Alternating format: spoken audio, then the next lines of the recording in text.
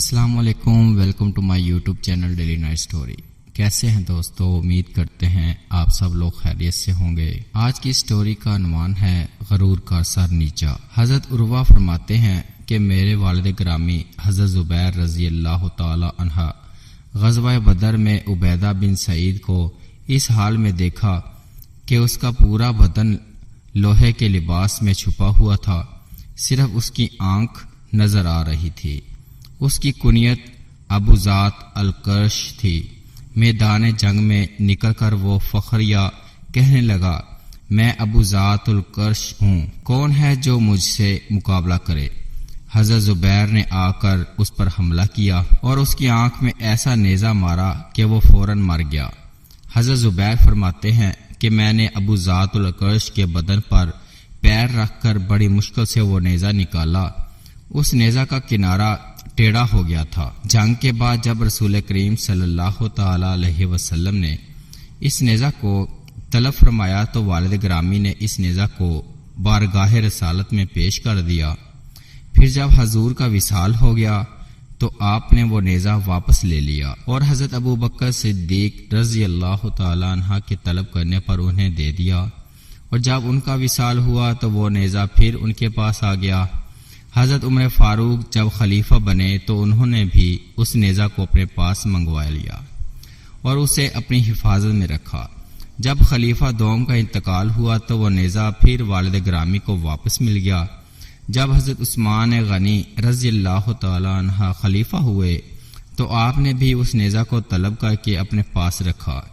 خلیفہ سوم کے وصال کے بعد وہ نیزہ حضرت علی المرتضی رضی اللہ تعالی عنہ کی اولاد کے پاس رہا، اور اس کے بعد حضرت زبیر رضی اللہ تعالی عنہ کی شہادت تک وہ نیزہ آپ ہی کے پاس رہا۔ حضرت زبیر رضی اللہ تعالی عنہ نے اس نیزہ کو جنگ بدر میں حاصل کیا تھا، اور چونکہ رسول کریم صلی اللہ تعالی علیہ وسلم نے اس نیزہ کو اپنے پاس رکھ کر یادگار بنا دیا، اس لیے حضور کے وصال فرمانے کے بعد خلفائے راشدین بھی اس نیزہ کی حفاظت کرتے رہے۔ اس سے معلوم ہوا کہ انبیاء صلحاء سے منسوب تبرکات کو بطور یادگار یا خیر و برکت کی نیت سے رکھا جا سکتا ہے۔ دوستو، اب آپ کی خدمت میں ابو جہل کی ہلاکت کے بارے میں بیان کریں گے۔ جو جان مانگو تو جان دے دیں، جو مال مانگو تو مال دے دیں، مگر یہ ہم سے کبھی نہ ہوگا، نبی کا جاہو جلال دے دیں۔ بدل جائے نظام ہر دو عالم آنے وحد میں، اگر ضد پر کوئی آ جائے دیوانہ محمد کا صلی اللہ علیہ وسلم۔ حضرت عبد الرحمن بن عوف رضی اللہ تعالیٰ عنہ فرماتے ہیں کہ میں جنگ بدر کے دوران صف میں تھا، ذرا دم لینے کے لیے میں بیٹھ گیا، اپنے دائیں بائیں دیکھا تو دو کم سن انصاری لڑکے نظر آئے۔ میرے دل میں خیال گزرا، اے کاش میں جوانوں کے درمیان ہوتا۔ تبھی ان میں سے ایک لڑکا مجھ سے کہنے لگا، چچا جان آپ ابو جہل کو پہچانتے ہیں؟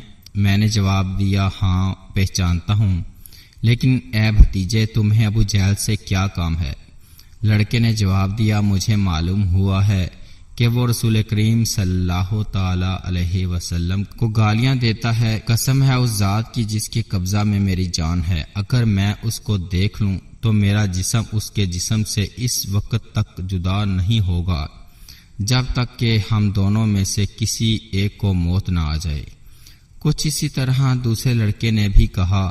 میں ان دونوں کی گفتگو سن کر حیران رہ گیا، اور ابھی تھوڑی دیر بھی نہ گزری تھی کہ ابو جہل لوگوں کے درمیان چلتا پھرتا نظر آیا۔ میں نے ان سے کہا، تم دونوں جس آدمی کے متعلق مجھ سے پوچھ رہے تھے وہ یہ آدمی ہیں۔ میرے بتانے پر وہ دونوں لڑکے عقاب کی طرح اپنی تلوار لے کر ابو جہل پر ٹوٹ پڑے اور حملہ کر کے اسے پچھاڑ دیا۔ پھر وہ دونوں رسول کریم صلی اللہ تعالی علیہ وسلم کی خدمت میں حاضر ہوئے اور اس واقعے کی آپ کو خبر دی۔ رسول کریم صلی اللہ تعالی علیہ وآلہ وسلم نے ان سے دریافت فرمایا، تم دونوں میں سے ابو جہل کو کس نے قتل کیا ہے؟ دونوں لڑکوں میں سے ہر ایک نے کہا، میں نے ابو جہل کو قتل کیا ہے۔ رسول کریم صلی اللہ تعالی علیہ وسلم نے فرمایا، کیا تم نے اپنی خون آلودہ تلوار صاف کر لی ہے؟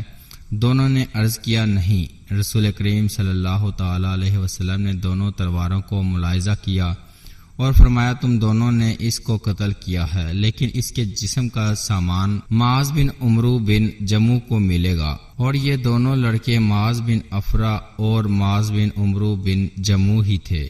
گرم ہوا بازار شجاعت عزم و وفا کی جیت ہوئی، کفر کی ظلمت ہار گئی اور نور خدا کی جیت ہوئی۔ فرعون وقت ابو جہل، غرور و ناز مٹ جاتا ہے جاہ و مال والوں کا، خدا ساتھی ہوا کرتا ہے استقلال والوں کا۔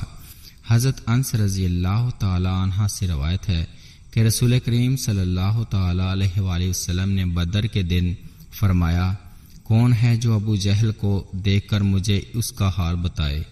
حضرت عبداللہ بن مسعود رضی اللہ تعالی عنہ گئے اور ابو جہل کو اس حال میں پایا کہ حضرت افرا کے دونوں بیٹے حضرت معاذ اور حضرت معوذ کی ضربوں سے نڈھال پڑا تھا۔ ان دونوں لڑکوں نے ابو جہل کو اتنا زخمی کر دیا تھا کہ وہ سسکیاں لے رہا تھا۔ حضرت عبداللہ بن مسعود نے پوچھا، کیا تو ہی ابو جہل ہے؟ پھر انہوں نے اس کی داڑھی پکڑ لی۔ ابو جہل کہنے لگا کہ جن لوگوں کو تم نے قتل کیا ہے، کیا ان میں مجھ سے بڑھ کر بھی کوئی ہے؟ اور اس نے مرتے وقت یہ کہا کہ اے کاش مجھے کسان کے علاوہ کوئی اور قتل کرتا۔ امت محمدیہ کا فرعون ابو جہل کفر میں حضرت موسیٰ علیہ السلام کے دور کے فرعون سے کہیں زیادہ سخت، مغرور، متکبر اور متشدد تھا۔ فرعون نے دریائے نیل میں ڈوبتے وقت یہ گہار لگائی تھی، ہم ایمان لائے موسیٰ اور ہارون کے رب پر، مگر ابو جہل نے مرتے وقت بھی اپنی جھوٹی شان نہ چھوڑی۔